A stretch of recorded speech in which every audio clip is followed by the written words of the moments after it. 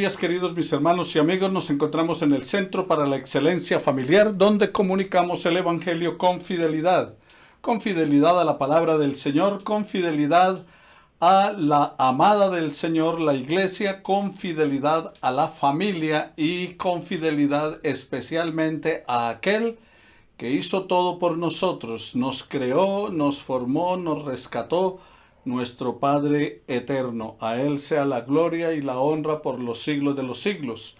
Entonces nos encontramos en el Centro para la Excelencia Familiar, cuyo propósito es transformar vidas, familias que reflejen a Jesús y le den gloria a su nombre. Transformación que la hace el Espíritu Santo y nosotros solamente somos mensajeros de su palabra. Vamos a clamar al Señor, vamos a orar a nuestro Padre Dios por nuestras vidas, por la vida de ustedes, de sus familias, por la vida de todos y cada uno de nosotros. Que la gloria del Señor se manifieste en nuestras vidas y traiga paz y bendición a todos ustedes y a sus familias, no solamente a su núcleo familiar, sino también a la familia extendida. Oremos al Señor. Padre Celestial, damos gracias, damos honra. Gracias, Padre, porque es un privilegio dirigirnos a ti. Damos gracias por cada familia, cada hogar, cada persona que necesita de ti. Damos gracias, Señor, porque a pesar de estos momentos difíciles, tu mano poderosa ha estado al lado nuestro, protegiéndonos. Damos gracias, Señor, por la juventud, por la niñez. Padre Celestial, cuán grande es tu nombre en toda la tierra, por tu palabra. Señor, tenemos fe y confianza que poco a poco va pasando este virus y vamos a poder reunirnos, vamos a poder glorificarte en familia, en grupo. Por el momento, Padre, damos gracias por estos medios que tenemos, que podemos comunicar, extender tu palabra. Gracias, Señor, en tu nombre hemos orado. Amén y amén. Amén. Bien, mis queridos hermanos, entonces vamos a continuar en esta mañana. No olvidemos que la visión de Dios para mi familia, para mi vida durante este año 2020 es perfecta. La manera en que Dios nos ve es de una manera perfecta, de una manera de gracia. Como cada domingo tenemos una frase para la familia, hoy nuestra frase es: los sentimientos de valor solo pueden florecer en un ambiente donde se aprecien las diferencias individuales, se toleren los errores, donde la comunicación sea abierta y las reglas sean flexibles. El tipo de ambiente que se encuentra en una familia cariñosa. Esto lo dijo la señora Virginia Satir. Así que, queridos hermanos y amigos, los sentimientos florecen en un ambiente de familia, cariñosa, amorosa, que es lo que debemos procurar en la tuya y en la mía para alabanza y gloria de nuestro Dios. Hoy, mis queridos hermanos, nuestro tema es felices los infelices. Paradójico, ¿no es cierto? Felices los infelices.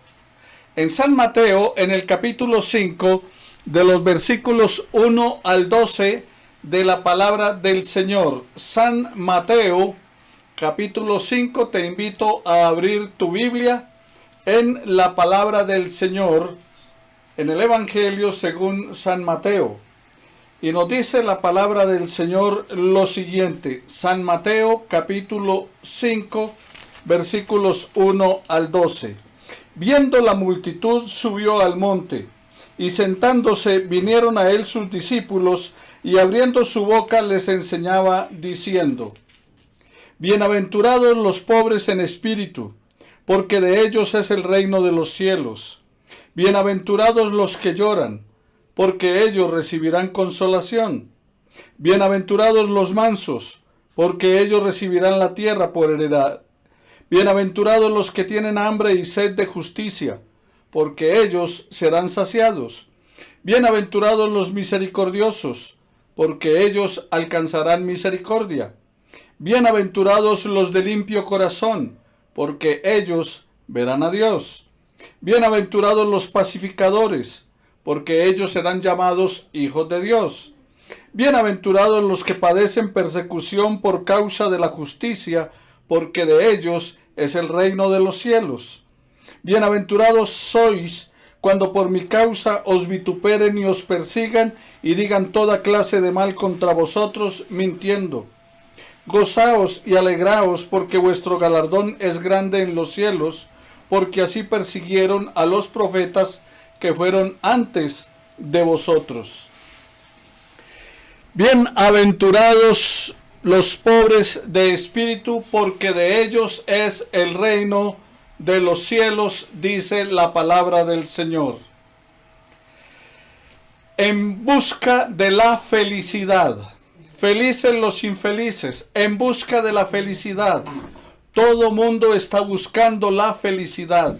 Todos están buscando cómo ser felices, cómo disfrutar de la vida y de las cosas que la vida ofrece. En cuanto a la felicidad, la psicología dice que debemos estar bien predispuestos, no ser pesimistas, admitir nuestras limitaciones y saber que no todo depende de la buena voluntad que tengamos. Eso dice la psicología en cuanto a la felicidad. Pero para la filosofía, la felicidad es complacer tus deseos, hallar algo que te haga sentir completamente complacido. Y esa la encuentras tú mismo. Eso es lo que plantea la filosofía. O sea, en otras palabras, complace todos tus deseos, todo lo que quieres, todo lo que anhelas, y eso depende de ti. Para la religión, dependiendo la religión, entonces la felicidad tiene diferentes connotaciones. Por ejemplo, los budistas, ellos creen que la felicidad solamente es obtenida tras liberar el sufrimiento y vencer los deseos. Todo lo contrario a lo que plantea la filosofía. Esto logrado gracias al entrenamiento mental. En la India, la felicidad está en casarse. Cuando las mujeres llegan a determinada edad o los hombres llegan a determinada edad y no se han casado, entonces comienza la presión de la familia, de la sociedad, todo mundo, porque la felicidad está en casarse, de acuerdo a lo que les dice su Dios que adoran. La felicidad en otras religiones es un estado de paz que se logra mediante la comunicación y la unión con Dios. En busca de la felicidad. ¿Cuál es el concepto de nuestro mundo sobre la felicidad?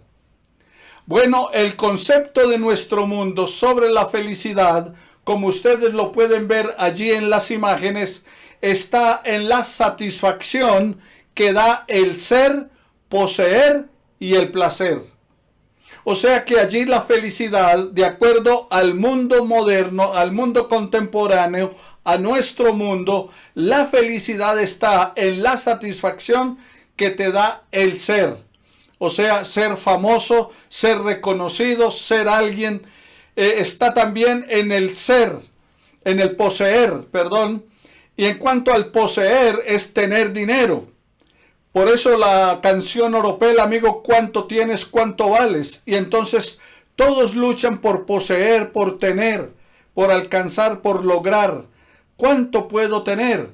Y está también el placer. Y el placer entonces es darle rienda suelta a todo lo que tú deseas. Y para lograr el placer entonces se puede recurrir a las drogas, al sexo, la diversión, la codicia de las cosas, una conducta mundana, al alcohol. En todo caso es buscar la felicidad por cualquier medio que te provea, que te permita alcanzar esa felicidad anhelada. Por lo tanto, entonces, cuando hablamos de la felicidad a través de la fama, es ser alguien reconocido, un profesional, un artista famoso, un pastor reconocido en la sociedad o internacionalmente o en el país donde se mueve. El tener es tener todo lo que se requiere materialmente, todo aquello que se pueda desear, como casa, carro, joyas, lujo, cuenta bancaria abultada. Y el placer, como les mencionaba, la diversión, las fiestas, las comidas opíparas, sexo, etcétera. Todo aquello que pueda darte placer, que pueda darte gusto en todo aquello que tu corazón desea. Como dice Eclesiastés en el capítulo 3, donde Salomón dice que dio rienda suelta, capítulos 1 hasta el 3, donde él dio rienda suelta a todo lo que deseaba y anhelaba su corazón. Entonces, ¿para hallar qué? La felicidad. Pero ¿cómo concluye? Ahora, Salomón concluye diciendo que vanidad de vanidades, que todo es vanidad. Ahora, por todo lo que he mencionado, por no tener esto, ¿siempre estás triste? ¿Estás lleno de descontento por eso? ¿Siempre eres la persona que está fuera de escena o el hazmerreír? ¿O eres el silencioso y solitario en lugar de estar alegre y lleno de vida porque no tienes esas cosas, porque no las has logrado, porque no las has alcanzado? Y entonces nos surge una pregunta.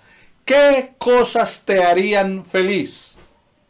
Bueno, tú te puedes imaginar en este momento en una casa mirando hacia el mar, decorada con objetos de valor traídos de todas partes del mundo, algún automóvil último modelo, ropa bonita, amigos, cenas, viajes, buena educación para tus hijos, etcétera, etcétera.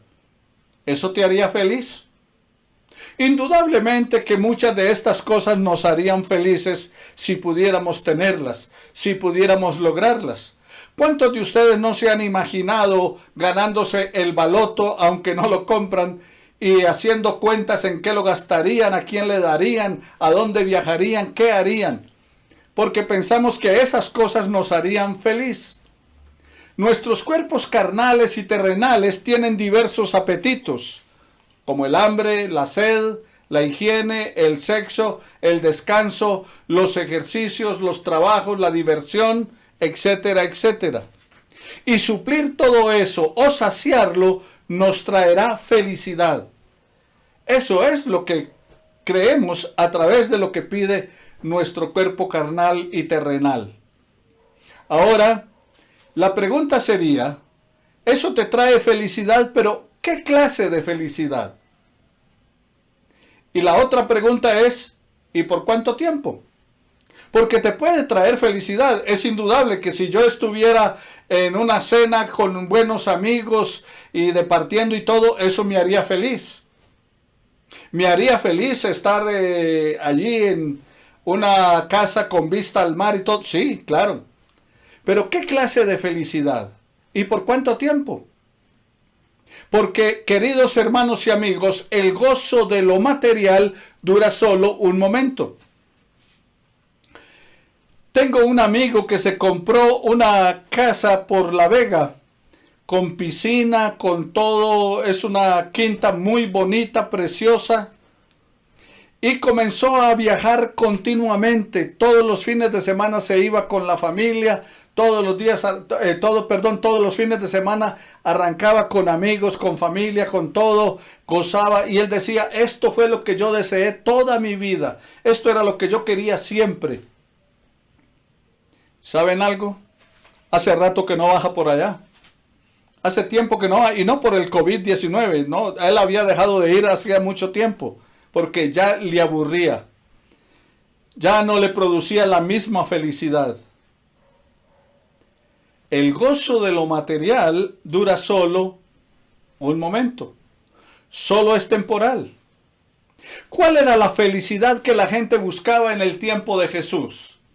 Bueno, en el tiempo de Jesús, cuando Jesús dice, bienaventurados los pobres de espíritu, cuando Jesús dice, bienaventurados, felices los infelices, en aquella época, la gente que escuchó, los líderes religiosos de su época, para ellos la felicidad estaba en conservar el status quo, o sea, en que nada cambiara, que todo siguiera como estaba. ¿Por qué? Porque ellos tenían el poder político y el poder religioso.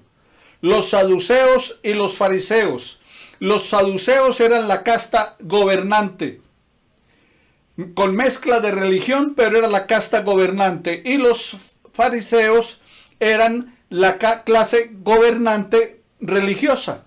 Ellos manejaban la religión, dominaban la religión, la enseñanza, la Torá, el Talmud, todo lo que tenía que ver con los aspectos religiosos estaba regido por ellos. Entonces ellos no querían ningún cambio.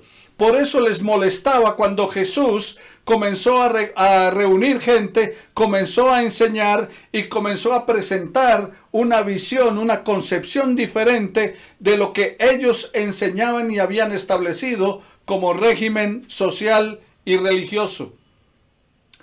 Para los celotes, otro grupo que se menciona allí en la Biblia, los celotes eran una especie de revolucionarios.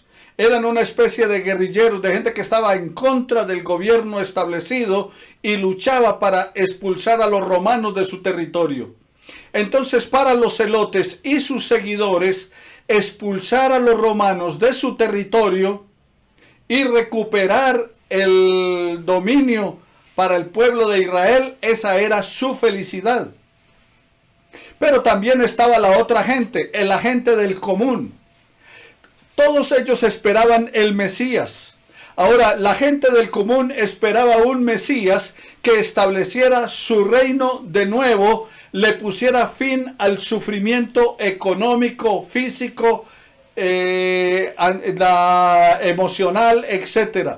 En otras palabras, ellos creían que la felicidad se las traería el Mesías porque les supliría todo lo que ellos necesitaban. Por lo tanto, esa era la felicidad de aquel momento. Felices los infelices, bienaventurados los pobres de espíritu, porque de ellos es el reino de los cielos. El filósofo Aristóteles decía que todos estábamos de acuerdo en que queríamos ser felices, pero que no sabíamos cómo podíamos serlo. Y que en cuanto intentábamos aclararlo, comenzaban entonces las diferencias y los problemas. Eso dijo el amigo Aristóteles. Jesús dice, felices los pobres en espíritu. ¿Por qué? De esa manera Jesús está rompiendo el concepto y todas las expectativas que los seguidores tenían en cuanto al reino, lo que les he mencionado. Los unos queriendo mantener el establecimiento, la formalidad, el status quo, los otros queriendo que se expulsara a los romanos y los otros pensando, ahora el Mesías nos va a quitar todo sufrimiento, toda angustia, toda lucha de cualquier tipo, física, emocional, económica, etc. Jesús se reúne allí y cuando usted mira las bienaventuranzas no son para no creyentes. Las bienaventuranzas son para creyentes, para usted y para mí. Para usted que me está escuchando, que ha recibido a Jesucristo como Señor y Salvador, para usted que es un seguidor del Señor, son las bienaventuranzas. Las bienaventuranzas Jesús se las dijo a sus discípulos. Había sí una multitud, había mucha gente, pero era concretamente para sus seguidores. Jesús se refiere a la felicidad de sus seguidores, de los seguidores del Mesías. Él dijo que son bienaventurados o felices o dichosos. ¿Por qué? Porque confiaban plenamente en Dios y no en sí mismos. Entonces por eso podían ser dichosos. Dichosos, felices, los pobres en espíritu. Pero ¿quiénes son esos pobres en espíritu? La palabra pobre que está usada acá en el Sermón de la Montaña proviene del griego tojos, que se refiere a mendigo o a la pobreza paupérrima. O sea, una pobreza absoluta, una pobreza total, una miseria. Este significado es el que usamos nosotros hoy en día en la vida cotidiana como un calificativo para tildar a aquellos que no tienen recursos, a los más carenciados, a los más necesitados, a aquellos que no tienen recursos para poder subsistir. los habitantes de la calle, la gente que está en la mendicidad. Entonces, ese es el calificativo que nosotros usamos. Y esa fue la frase que usó el Señor Jesús.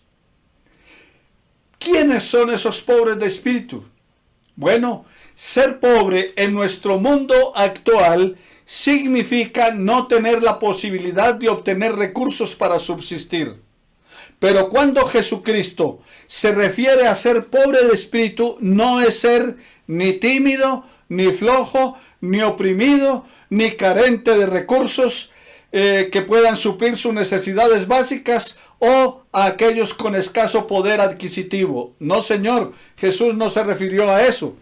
Aunque si miramos a nuestro expresidente Santos, él nos hizo a todos los colombianos millonarios, porque dijo que la mayoría ganaba casi 1 millón de pesos. Eso dijo en el extranjero, en Inglaterra, y eso dijo en las Naciones Unidas, que todos éramos en Colombia millonarios, que ya la pobreza absoluta había terminado, porque casi toda la gente ganaba casi 1 millón de pesos. Claro, al ganarse 1 millón es millonario, pero ¿de qué sirve? ¿Para qué alcanza? Pero eso fue lo que él planteó hacia afuera. Bueno, ser pobre no es un boleto de garantía para entrar al cielo, porque Jesús dijo, bienaventurados los pobres de espíritu, porque de ellos es el reino de los cielos. Entonces, ser pobre no es un boleto de garantía para ir directamente al cielo. Pero tampoco es ser rico, no te tiene matriculado ya en el infierno. Ninguna de las dos. Ni ser pobre te lleva al reino de los cielos, ni ser rico te manda al infierno. San Ambrosio, uno de los padres de la iglesia primitiva del comienzo del primer siglo, dice, no todos los pobres son bienaventurados, pues la pobreza de suyo es inherente. Puede haber pobres malos y buenos. Hay pobres malos y hay ricos buenos. Hay ricos malos y hay pobres buenos. Entonces, recuerda siempre eso. La pobreza no te garantiza la entrada al reino de los cielos y la riqueza no te manda directamente al infierno. Felices los pobres de espíritu, dijo Jesús. Pero más de uno de los que le escuchó aquel día no entendió ese concepto divino. Y más de uno tiempo después y a través de los siglos no ha entendido ese concepto divino.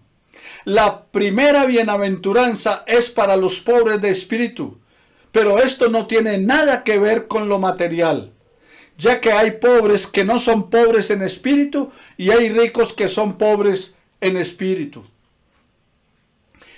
Lo que más me sorprende del hombre occidental, estoy citando una frase, esta es una frase del Dalai Lama, que me llamó mucho la atención y quiero traerla a colación para que ustedes la escuchen. Lo que más me sorprende del hombre occidental, dijo el Dalai Lama, es que pierden su salud para ganar dinero. Después, pierden el dinero para recuperar su salud. Y por pensar ansiosamente en el futuro, no disfrutan del presente. Por lo que no viven ni el presente ni el futuro. Y viven como si no tuvieran que morir nunca. Y mueren como si nunca hubieran vivido. Interesante esta frase de este hombre. Felices los pobres de espíritu. Jesucristo se refiere con esto más bien a una aptitud de pobreza en el espíritu, que va acompañada del desapego a lo material. ¿Quién es un pobre de espíritu? Aquel que está desapegado a lo material, a lo poco o a lo mucho que tiene, pero está en completo ¿qué? Desapego. Y está abierto a lo espiritual. En otras palabras, es la humildad que se lleva en el corazón. La pobreza de espíritu Jesús la vivió y la enseñó. Es el desprendimiento efectivo de los bienes materiales y la ayuda a los demás con los bienes que se poseen. Y ambas cosas son una manifestación del amor de Dios. Sea el desprendimiento efectivo de los bienes materiales o el ayudar a los demás con los bienes que se poseen, eso es una manifestación del amor de Dios en Cristo Jesús que mora en todos y cada uno de nosotros. ¿Cuánto estás apegado a lo material? He encontrado familias que se dividen por los bienes. He encontrado familias que pelean por los recursos económicos, por los bienes materiales. Muchos de los problemas familiares en el día de hoy son a consecuencia de lo material. De si se consiguió o no se consiguió, si se gastó o no se gastó, si se malgastó o no se malgastó. Pero muchos están en una franca lucha y en tremendas angustias solo por lo material. Pero el pobre de espíritu tiene un desprendimiento de los bienes, pero un desprendimiento real. Sabe que solamente es un administrador de lo que Dios puso a su cuidado. Felices los pobres en espíritu. ¿Quién? Es aquel que reconoce la necesidad espiritual ante la presencia de Dios. Es confiar y depender totalmente de Dios, porque sin Él nada podemos hacer por nosotros mismos. En contraste con lo que dice el mundo, porque ¿qué es lo que dice el mundo? El mundo tiene frases como confía en ti mismo, tú tienes el poder, tú puedes, depende de ti mismo. Pero el pobre de espíritu es aquel que reconoce que está en quiebra, que está en bancarrota espiritual. O sea que en el banco espiritual está en rojo, no tiene absolutamente nada. Es aquel que, como David dijo, contra ti he pecado y he hecho lo malo delante de tus ojos. Eso es pobreza de espíritu. ¿Quién es el pobre de espíritu? Bueno, el pobre de espíritu es una persona que reconoce su miseria espiritual delante de Dios. Un pobre de espíritu es quien sabe que está arruinado espiritualmente estando sin Dios. Cuando estamos sin Dios, estamos arruinados espiritualmente. El pobre de espíritu es quien está desprovisto de toda virtud y reconoce su pobreza total ante el Señor. No la pobreza material. No importa que tenga abundancia de bienes, pero reconoce que ante Dios está hallado falto, que está escaso. ¿Quién es un pobre de espíritu? El pastor John MacArthur dice al comentar este versículo de los pobres en espíritu, se refiere a la profunda humildad de reconocer la absoluta bancarrota espiritual de sí mismo, cuando nos encontramos apartados de Dios, alejados de Él. Los pobres en espíritu exhiben una genuina humildad y están despojados de todo orgullo. A partir de aquí entendemos que el pobre de espíritu no confía en sí mismo, más bien procura la gracia y la misericordia de Dios con desesperación. Y esto contrasta, queridos hermanos, con el espíritu del mundo que nos dice, confía en ti. No, el pobre de espíritu no se jacta de sus progresos ni de sus logros. Al reconocer su bajeza, mira a los demás como si fueran superiores a él mismo. Estos son los bienaventurados, estos son los dichosos, los pobres de espíritu. Veamos algunos ejemplos de pobres de espíritu en la palabra. Tenemos a Moisés. Moisés no se atrevió a continuar hacia la tierra prometida si Dios no iba con él. Éxodo capítulo 33, versículo 15. Le dijo al Señor, si tú no vas con nosotros, no nos saques de aquí. Un pobre de espíritu reconoce que necesita la presencia de Dios todos los días. Las 24 horas del día. Son 24/7, o sea, 24 horas al día, 7 días a la semana, necesita la presencia de Dios. Isaías fue otro pobre de espíritu, porque él reconoció con terror su inmundicia delante de Dios mientras contemplaba la visión de Dios en su trono, como está en Isaías en el capítulo 6, cuando dice que él era pecador y entonces vino de un ángel del cielo con un carbón encendido y él exclamó: Santo, Santo, Santo. ¿Por qué? Porque él era pobre de espíritu, reconoció que ante la santidad de Dios él era inmundo. Pero también tenemos al apóstol Pedro, quien sobrecogido por su pecaminosidad se postró humillado delante del Señor, como lo encontramos en Lucas capítulo 5, versículo 8. Un pobre de espíritu está sobrecogido por su pecaminosidad y se postra humillado ante su Dios, reconociendo que ha pecado, diciéndole al Señor: ten piedad de mí, oh Dios, porque soy hombre pecador. Un pobre de espíritu es como Bernabé, que se despojó de su heredad para los pobres y entregó todo a la iglesia para que se la diera a los pobres, para él dedicarse al ministerio con total desapego. Tenía un total desapego a los bienes de este mundo. Bernabé es una clara muestra de un pobre de espíritu. Pero también encontramos al apóstol Pablo, cuando allí en el capítulo 3, él está mencionando capítulos 2 y 3 de Filipenses, él está mencionando acerca de quién es él.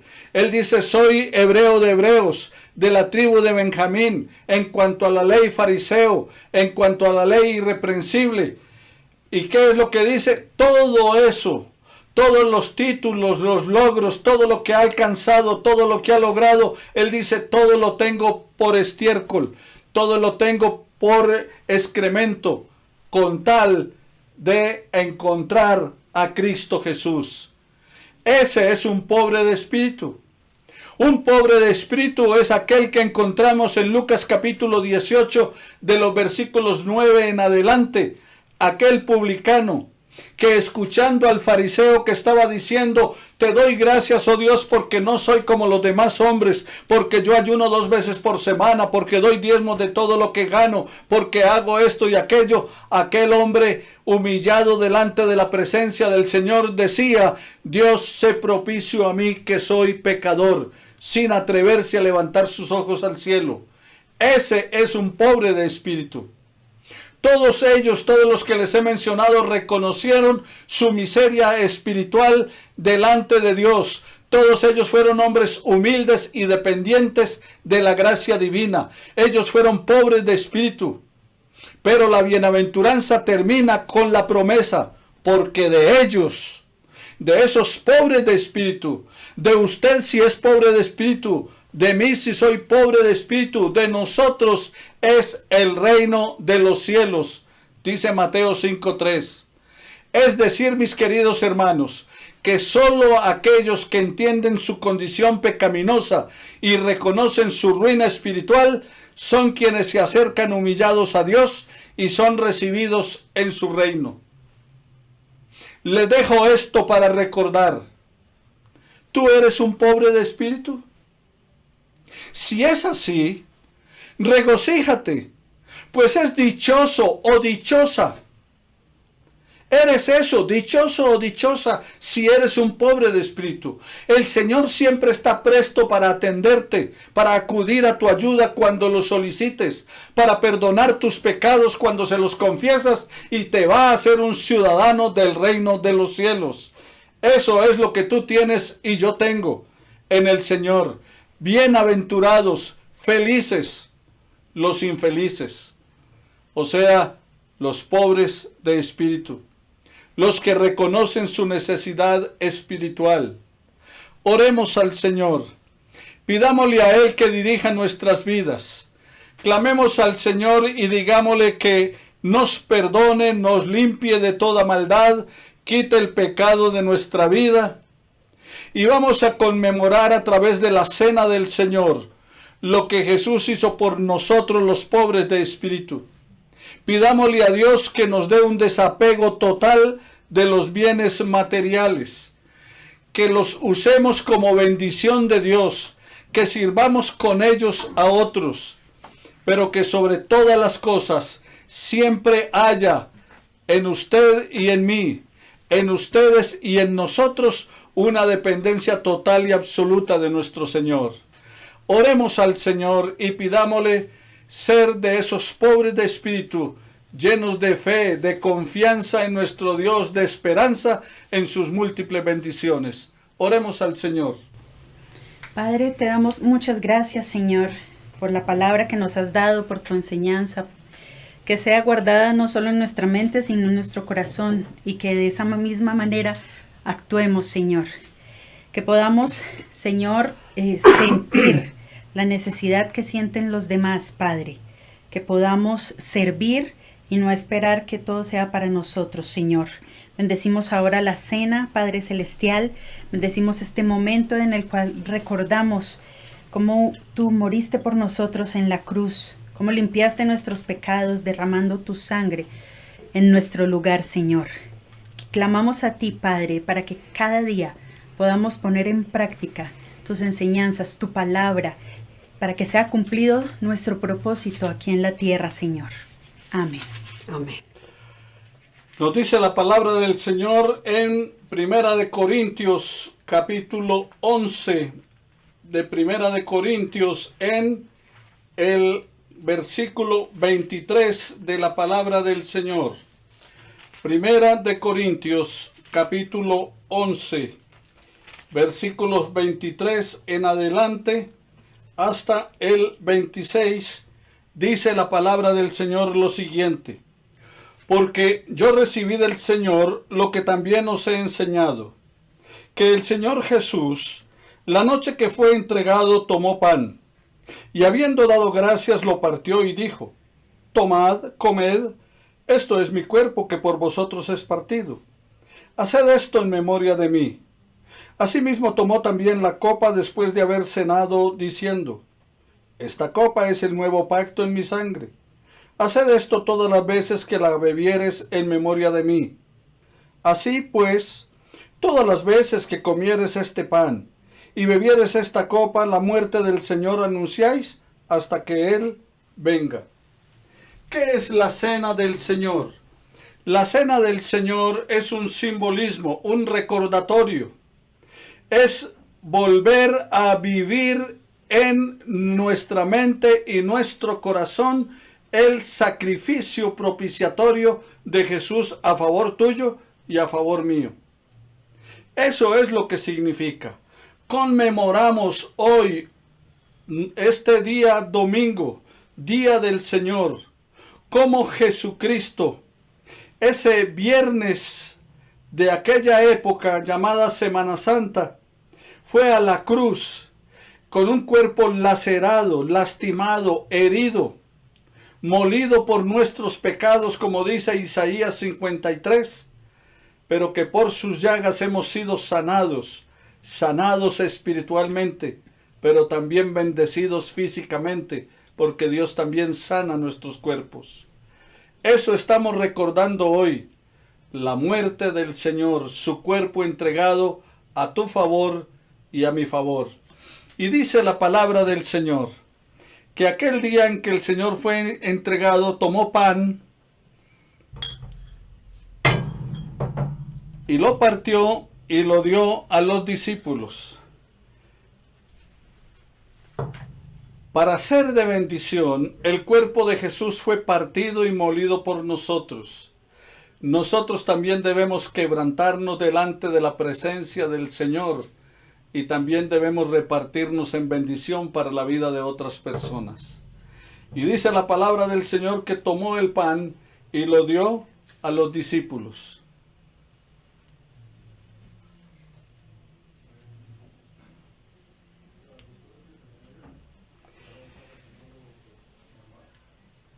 El cuerpo de Jesús entregado por ti y por mí ha sido una bendición espiritual para la humanidad.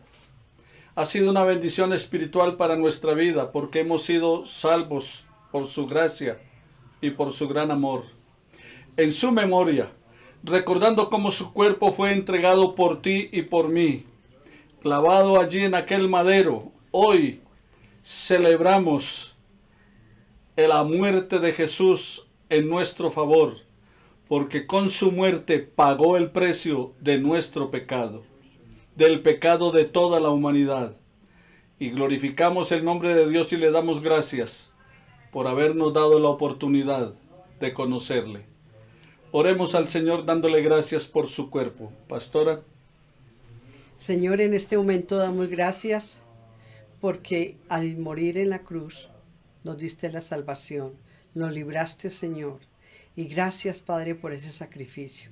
Gracias, Señor, porque no somos merecedores, pero gracias de ese regalo que tienes para nosotros. En tu nombre hemos orado. Amén y amén. En su memoria, recordando cómo su cuerpo fue entregado por nosotros, comamos todos.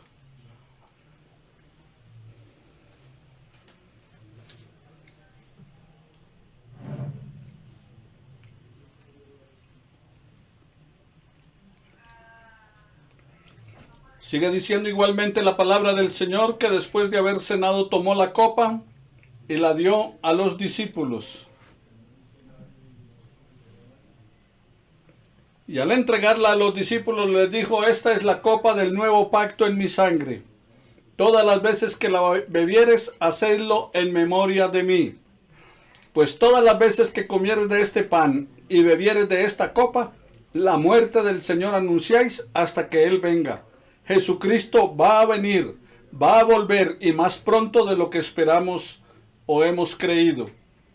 Confiemos plenamente en el rescate de nosotros, porque la sangre de Jesucristo su Hijo, simbolizada en el vino, ha lavado y limpiado nuestros pecados, nos ha limpiado de toda maldad, porque en su sangre hay remisión de los pecados. En su memoria, bebamos todos.